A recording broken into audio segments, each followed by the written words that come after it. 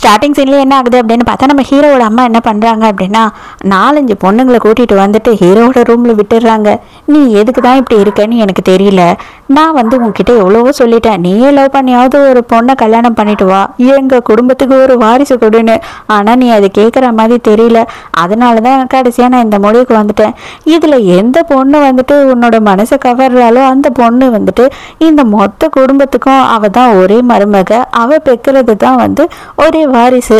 So இங்கே எந்த பொண்ணுக்கு அந்த டேலண்ட் இருக்குன்னு சொல்லிட்டு அவங்களே அதை டிசைட் பண்ணிக்கிட்டோம் அப்படின்னு சொல்லிட்டு ரூமையும் பூட்டிட்டு போயிடுறாங்க.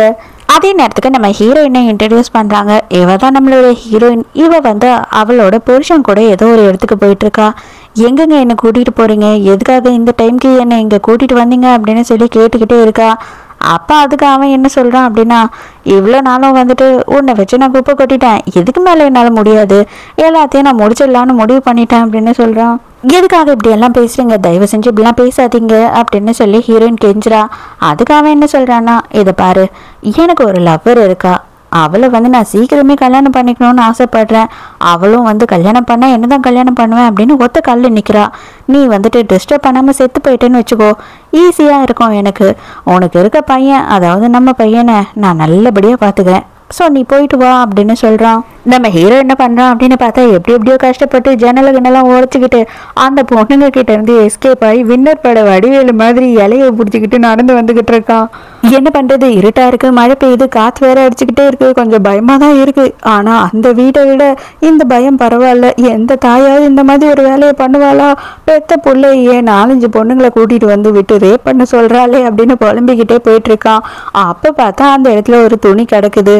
துணியை எடுத்து நம்ம போட்டுக்கலாம் அப்படின்னு பார்க்கும்போது கொஞ்சமாக கை தெரியுது. கையை பார்த்த உடனே ஐயோ யாரோ இருக்காங்க அப்படின்னு சொல்லிட்டு வேக வேகமாக காப்பாற்றுறான்.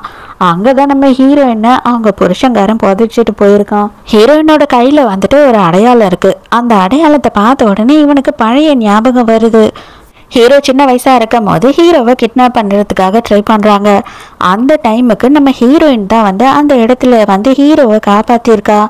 அதனால ஹீரோவுக்கு அது நல்லாவே ஞாபகம் இருக்குது. டே என்னடா தம்பி வலிக்குதான் அப்படின்னு சொல்லிட்டு கூட்டிகிட்டு போய் மருந்தெல்லாம் போட்டு விடுறான். ஆம்பளை பசங்களுக்குள்ளெல்லாம் வலிக்கவே கூடாதுன்னு சொல்லி எங்கள் அப்பா சொல்லியிருக்காரு. ஆம்பளை பசங்க அழவும் கூடாதான், ஸ்ட்ராங்காக இருக்கணுமா அப்படின்னு சொல்லி ஹீரோயின் கிட்ட சொல்லிட்டு இருக்கான். சின்ன வயசுல இவங்க எல்லாருமே ஒரே ஏரியாவில் தான் இருந்திருக்காங்க. இப்போ நீங்களும் அவங்களுக்கு என்ன ஆச்சு அப்படின்னு சொல்லி கேட்டுக்கிட்டு இருக்கான். அப்போ ஹீரோயின் இவனை பார்த்த உடனே, அடைச்சி பொறுக்கி பையில என்னடா ட்ரெஸ் இது, இதோடு நீ என்ன பண்ணணும்னு நினைக்கிற, மரியாதை இங்கேருந்து போ அப்படின்னு சொல்லி கத்த ஆரம்பிச்சிடுறா. ஐயோ தயவு செஞ்சு என்ன அந்த மாதிரி கேவலமாக மட்டும் நினச்சிடாதீங்க, என் ஆத்தக்காரி செஞ்ச சதி, அதனால நான் வேற வழியே இல்லாமல் இப்படி ஓடி